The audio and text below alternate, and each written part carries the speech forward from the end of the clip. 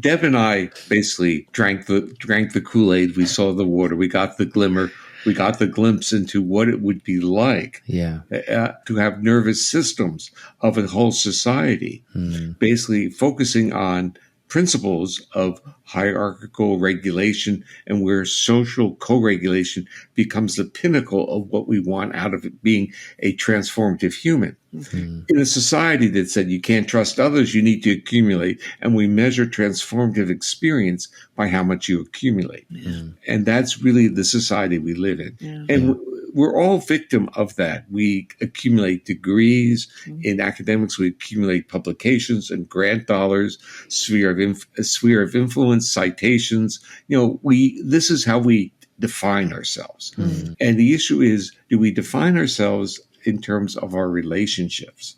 And the history of humanity has always been, I would say, the true history of humanity has been in terms of relationships.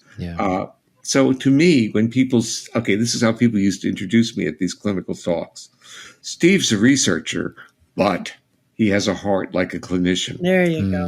And to me, that was the greatest compliment anyone could give me. Yeah, and I like that. I go back to when we were working on the clinical applications book. And that's where the polyvagal family began. That, we would find people to do a chapter, and you would send me the name of the person and say, here's another member of our polyvagal family. Right? And so that's where it started. And now every time I teach, I say, you are now part of the polyvagal family. It's a huge family now, right?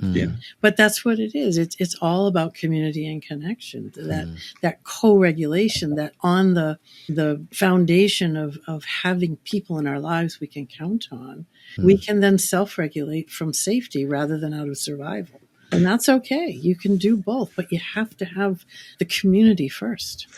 So, Deb, what I'm seeing, and this is really, I see as our goal, was create a community that was self-organizing and basically sustainable, self-organizing and expanding. And where people would take the principles, move it into education, move it into business, and watching that occur is really touching. I agree. I say that when people say, so how do I do this with, and they give me their specialty, and I say, I don't know. My job is to help you really embody the 3 organizing principles, and then you're going to go figure it out because you are a creative human who's going to bring it to life in whatever way you want to. And I think we're seeing that happen, right? All around the world. It's exciting.